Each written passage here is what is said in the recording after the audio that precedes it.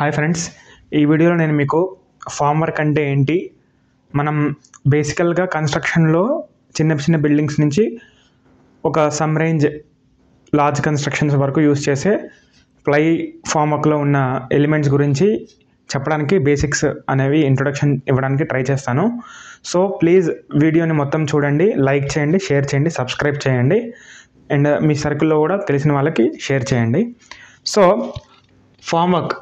Form work అంటే ఏంటంటే మనకి ఇప్పుడు కాంక్రీట్ కాలం అనేది క్యాస్ట్ చేయాలనుకోండి. ఆ కాంక్రీట్ కాలం అనేది క్యాస్ట్ చేసినప్పుడు కాంక్రీట్ యొక్క డెన్సిటీ అనేది మనకి ఒక 2400 kg/m³ ఉంటుంది.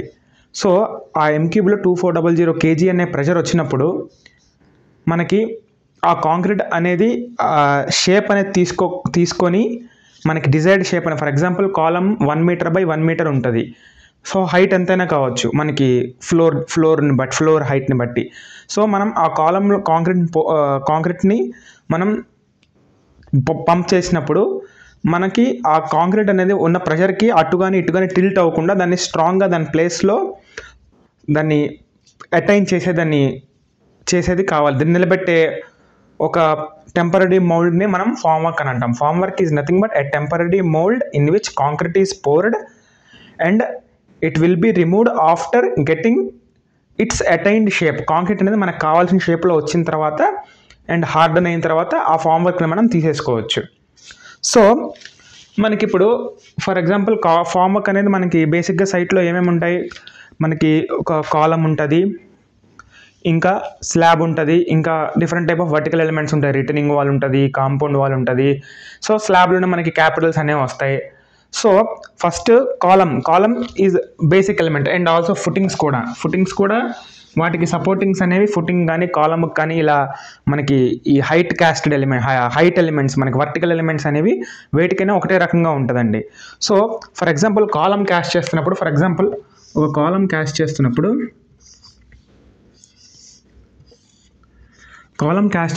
మనకి ఈ సపోర్టింగ్ అనేది ఎలా ఉండాలంటే మనం రెండు యూస్ చేసి సపోర్ట్ ఇస్తాం. ఎలాగంటే first tie rod and waler supports.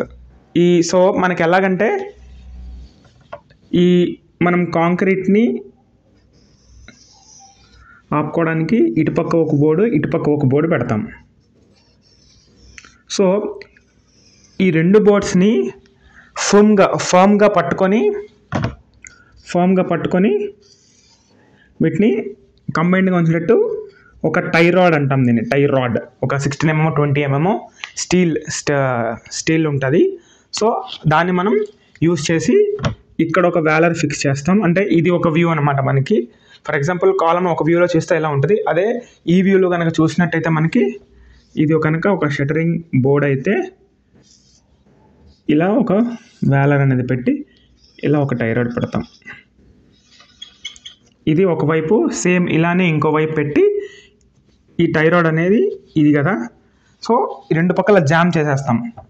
ఇక్కడ టై రాడ్ పెట్టి అక్కడ టై రాడ్ పెట్టి మనం వింగ్ నట్ అని అంటాం. వింగ్ నట్ అంటే అది కూడా ఒక రకమైన స్టీల్ మెటీరియలే. దాన్ని పెట్టి ఇక్కడ జామ్ చేసేస్తాం ఈ రెండు బోర్డ్స్ని ఫర్మ్గా ప్లేస్ చేయడానికి. సో మనకి ఈ కాంక్రీట్ పోస్తున్నప్పుడు బేస్లో ఎప్పుడు మనకి ప్రెషర్ ఎక్కువ ఉంటుంది. మనం కాంక్రీట్ అనేది ఈ హైట్లో పోసినప్పుడు ఎప్పుడైనా బేస్లో కాంక్రీట్ అనేది ప్రెషర్ ఎక్కువగా ఉంటుంది. సో మనం కింద సర్ఫేస్ స్ట్రాటా నుంచి ఒక 200 mmలో ఫస్ట్ ఈ సపోర్టింగ్ సిస్టమ్ అనేది ఇస్తాం. దాని తర్వాత ఎవ్రీ 500 or 600 mmలో ఈ సపోర్టింగ్ అనేది ఇస్తాం.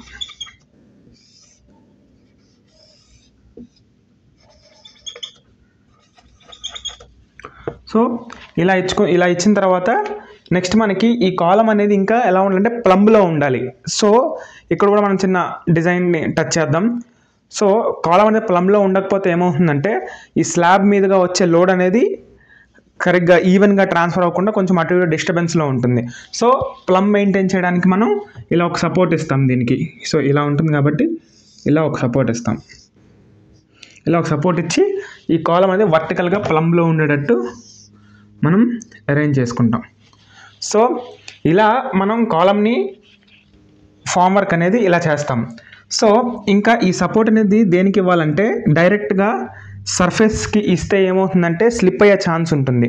సో మనం స్లాబ్ క్యాస్ట్ చేస్తున్నప్పుడే ఇక్కడ ఒక యూరాడ్ అనేది పెడతాం. యూరాడ్ అనేది పెట్టి దానికి ఈ సపోర్టింగ్ అనేది ఇస్తాం. సో కాలం క్యాస్ట్ చేసేదానికంటే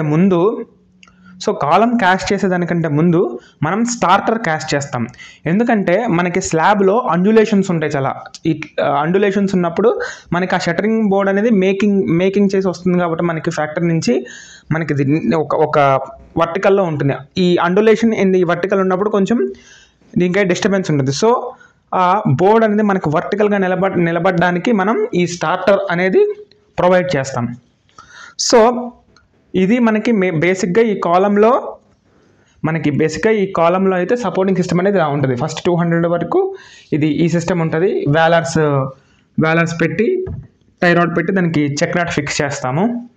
సో ఇలా మనకి 200 ఫస్ట్ బేస్ నుంచి 200 ఉంటుంది. దాని తర్వాత నుంచి 500 or 600 పెట్టి మనం తర్వాత ప్లమ్ చేసుకొని దాని తర్వాత ప్లమ్ చెక్ చేసుకొని అండ్ కాలం పైన కూడా మనకి ట్విస్ట్ అవ్వకుండా పైన కూడా డైమెన్షన్స్ అండ్ డయాగనల్ చెక్ చేసుకున్న తర్వాత మనం కాంక్రీట్ క్యాస్టింగ్కి ప్రొసీడ్ అవ్వచ్చు.